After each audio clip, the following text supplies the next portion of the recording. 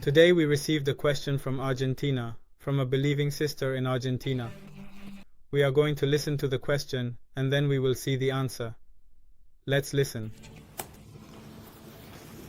Greetings to everyone. Greetings to everyone. My name is Liliana. I am from Buenos Aires, Argentina. And I have a concern. It refers to a woman who, a year ago, made her declaration of faith in a mosque in Buenos Aires. And she met a man online. She got married. This man came to Argentina, is with her, but the marriage is not going well at all. I need to know if you could perhaps please talk to her or write to her, advising her. I advise her to read the Quran, to have a lot of patience, to make a lot of dua, to go to the mosque, and not to stop praying or studying. She works a lot and is very tired of coming home, and instead of finding a husband, finding someone else. Thank you very much in advance, and I apologize because this is not a comfortable situation. Thank you, Sheikh, for listening to me and for all the videos you uploaded to YouTube, which I am watching and really learning a lot from.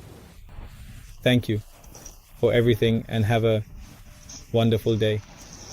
Inshallah. Peace be upon you and God's mercy and blessings, and upon you be peace and mercy. Well, we have received that question, which is quite concerning, to be honest. In many cases, we receive calls, we receive messages on WhatsApp, on Facebook, everywhere. It is an uncomfortable situation for all of us. The topic of marriages made online and the subsequent post-marital problems. Step by step, we will look at this case. A sister took her Shahada and embraced Islam. I entered the mosque a couple of times, or months passed, and then she wanted to marry a Muslim man, of course. There is an Islamic rule. Permanent marriage is only permitted with Muslims. The man wants to have a permanent marriage with a Muslim woman, and the Muslim woman only with a Muslim man. Yes, there is another type of marriage in Islamic jurisprudence that is like a type of friendship. It is not permanent, it is temporary, and it can be done with a Christian or a Jew. But anyway, marriage is done among believers. And, in this case, the sister. Looking for a case for marriage online led to getting married. And, well, you know that, for example, on Facebook, there are many marriage groups, supposedly Islamic, and among other groups on WhatsApp. When that title is put up, the group fills up immediately with thousands and thousands. Here we will ask the first question. Is it okay to seek marriage online? The following question is marriage between two different cultures acceptable? For example, one from the East, Arab, Turkish, Persian, and the other from the West. And the third question, has that marriage already taken place? How can they fix and resolve their problems? So here we have three. The first question is about marriage on the internet. The second question, marriage between two different cultures. And the third, how they can continue to resolve their problems. We will look at that at one point. First, marriage on the internet. Look, when and how will a marriage reach happiness? We have two types of marriage. Intellectual marriage means that before I go to meet a girl, I will think, who can make me happy? It means, what do I expect from my future wife? Not me, I have a wife, family, everything already.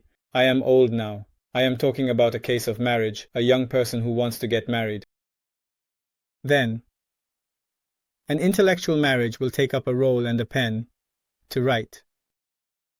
How am I and what do I demand? I am so and so, and, for example, if I am a believing Muslim, I demand that my wife does not eat pork. My wife, for example, if I am a sheikh, I cannot have a wife who goes out wearing a miniskirt, right? Of course, for example, I demand that my wife be a chaste woman, for instance, with very decent clothing, of course, with Islamic attire, with hijab, and even with chador. So I am going to see what my requests are. I will write them down. 1, 2, 3, 4, 5. This way I will write everything down. I am this. I demand this. So I am going to look at real cases. For example, I will ask my sister, or even anyone, a Muslim sister that I know, etc. From there, in the real cases, which are about 10, 5, 2, 3, whatever it is. So I have the lists of characteristics that I need, that I want. For example, it can even be some physical characteristics. For example, I like a girl like this, or like that, or in such a shape, or I don't like her to have that physical trait. No problem. When you want to get married, you can include all these characteristics, even, and most importantly, moral and ethical characteristics, behavior. Well, since, for example, I have written all of that, I am going to look into the cases. So, each of these girls who exist in real life will match some parts of these characteristics that I require. For example, one of these girls meets 80% of my requirements, and another one, and another, and another. In the end, I will think, before falling in love, before starting an emotional relationship, before beginning any type of relationship, before seeking the feeling, I will seek the intellectual path. So when I look, I have more things in common with her. Ready, now, I'm going to start. To formally ask for her hand, I will start. We are going to start. Getting to know each other. We talk. We will sit down, before touching, before going out, before laughing, before lying down. That is prohibited in Islam. For us, premarital relationships are prohibited. They are zina, they are fornication, and they bring the curse.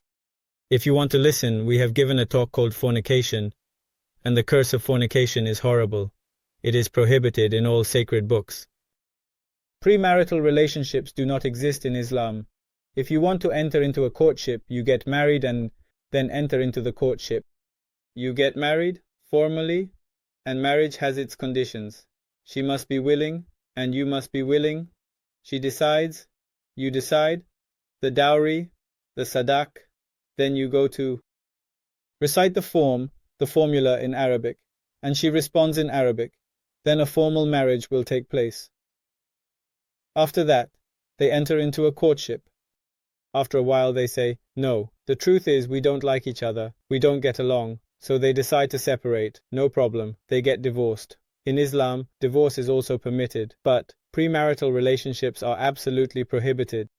So, this is the case of marriage. My question now is the following, or the sister's question. Can we really get to know a person through the internet well enough to decide if I can marry that person and be happy or not? It's an important question. Look, brothers, let's be honest. When each person on the internet has a virtual personality that they want to present in a better light. For example, an unattractive person is going to post a very nice photo of someone else and say, I am so and so. And she is not this, for example. Or she is going to post a photo that is too heavily made up, things like that, or wearing very, I can say, indecent clothing, thus attracting men. Why? And for men, what attracts those men is not the true characteristics of that girl, but the photo she has posted or how she has appeared on the internet. Nothing more. So, whoever is in love with that man is this photo, not truly with her. On the contrary, the same. For example, men, more than anything, we have something that is truly dangerous. It's called the Arab dream, if I may name it that way. Like the American dream that everyone says, if I go to live in the United States, I will be happy. There are some people who think about marrying a Turk, an Arab, or a Persian. They are from the East. Perhaps they are family men. Perhaps they are more faithful. Perhaps they are like that. Perhaps they are like that. And the answer is no. It is not like that. Just as there are faithful men in Latin America, there are believing men everywhere in the world. The sky is the same everywhere. In Persian, we say the sky is blue everywhere. Men, whether they are believers, they are the men of the house, they are faithful. If they are not believers, whether they are Arab, Turkish, Latino, Spanish, from wherever, whether they are Chinese, whether they are gringos, it's worse. If one is not a believer, they are an infidel. That is very clear. If you seek a happy marriage, you must look among believing men and believing women. But this thing of searching on the internet, false personalities, means you cannot understand who is who. Even the person says, oh, we have had hours of video calls. Even through video calls, what aspects of her personality have you come to know? Whether this man drinks or not, whether this man is a womanizer, but unfortunately, what comes out on the internet is generally the opposite. I will give you an example. If a man has the habit of pursuing girls through social media, that habit will always remain his habit. Very few cases where the man who always liked to chat with. We can say that flirting with girls, coquetting with girls on the internet generally remains the same after marriage. The question is, are you the first girl that the man starts chatting with saying, love, how are you? Send me a photo. Let me see how you look. Oh, how beautiful. Those devilish comments are only meant to take advantage of the girls. That's horrible. And even in some Arab countries, some Latin embassies had to close. Why? To prevent more girls from being deceived by men from Arab, Turkish, Persian, and Eastern backgrounds. Therefore, our first advice to all the sisters who are going to embrace Islam is to be very careful with these marriages through the internet. To this day, of all the cases, I have seen very, very few cases that achieve success through a marriage formed via social media. Personally, of all the hundreds I have seen, of all that I think about now, I believe one continued. But there are other memories, even now I remember the names, that ended very badly. For example, the boy was an abuser who started hitting the girl. No, it's that he was born into a Muslim family. That does not provide him with Islamic education. A person who has decided to live as a Muslim is different. So, our first advice is not to seek marriage through social media. Hey, so what do we do then? How does a woman want to get married? How does a man want to get married? What is he going to do? The best answer we can give is that we always recommend that the next question will arise. Is it possible to have a successful marriage between two different cultures or not? Generally, all of us suffer from a flaw that is being selfish. To be selfish even in the food we eat, in the way we live, in the culture we adopt. Because I'm selfish, I will be racist. I will be nationalist and so on. That is what is horrible. In a marriage, when fanaticism, racism, and selfishness arise, then one cannot tolerate the other. That is the problem. In an interracial marriage, or among several people from different cultures, for example, an Arab with a Chinese person, an Iranian with a Latina, etc., a fundamental factor for that marriage to succeed is tolerance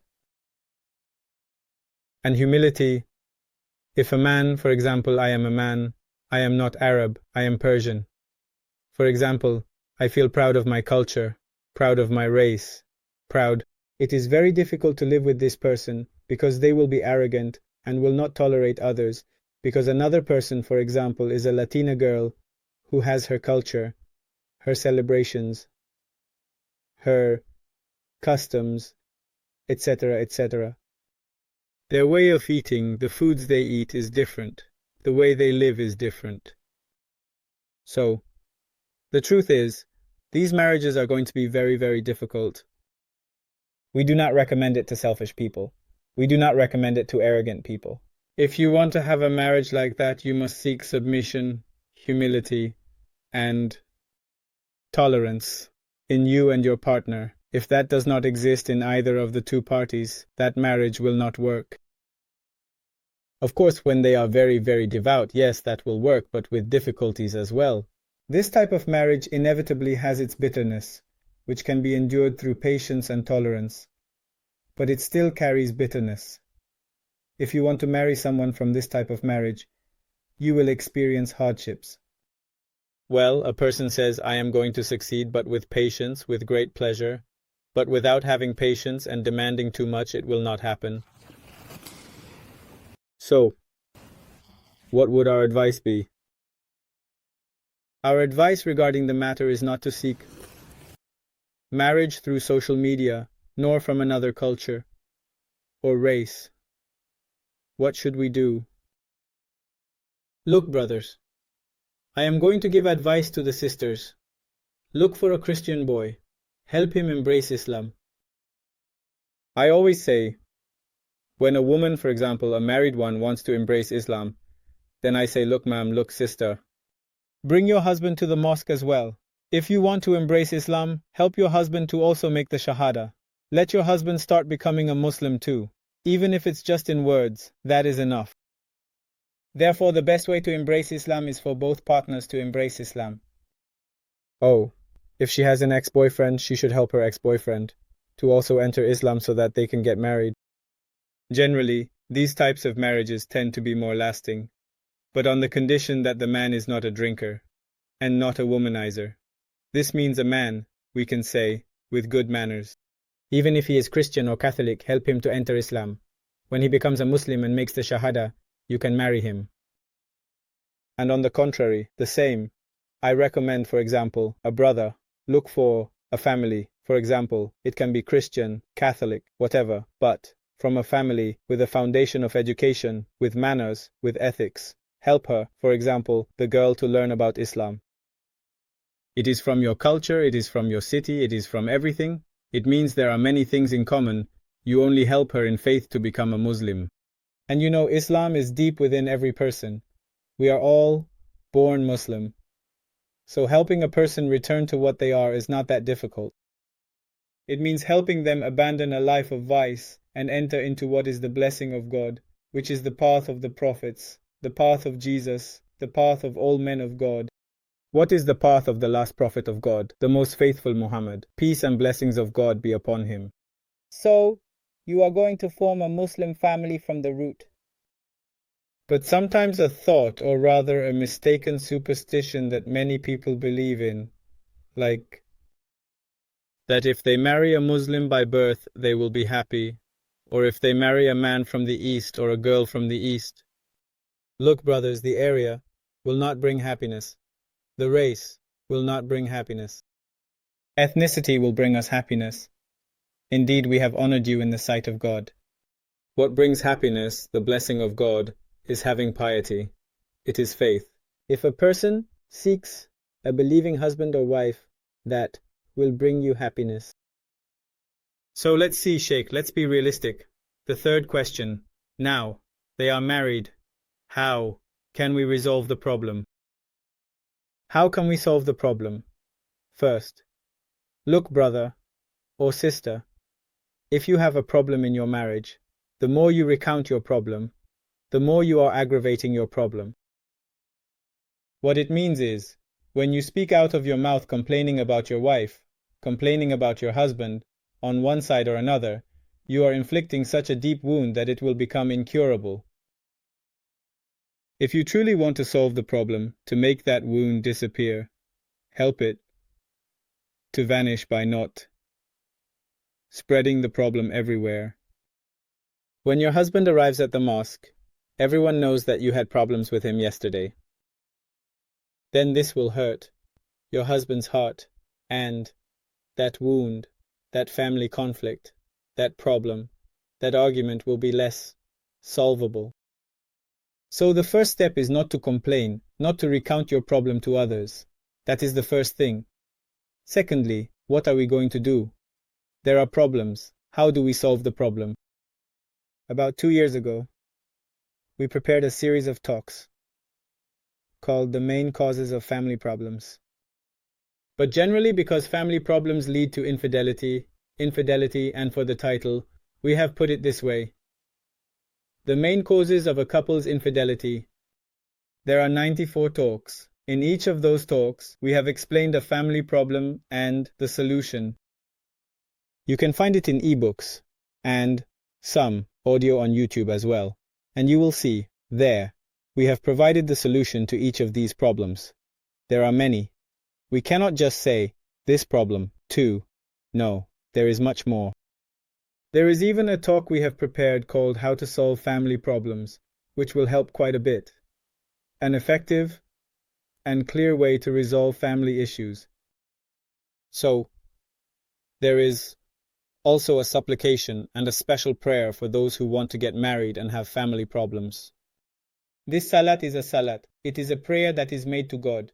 It is called the Salat of Ja'far al-Tayyar. Ja'far al-Tayyar was the brother of Imam Ali, who was martyred in a war during the time of the Prophet of Islam. It is a prayer that is performed. You look for the Ja'far prayer, with where you put Ja'far prayer.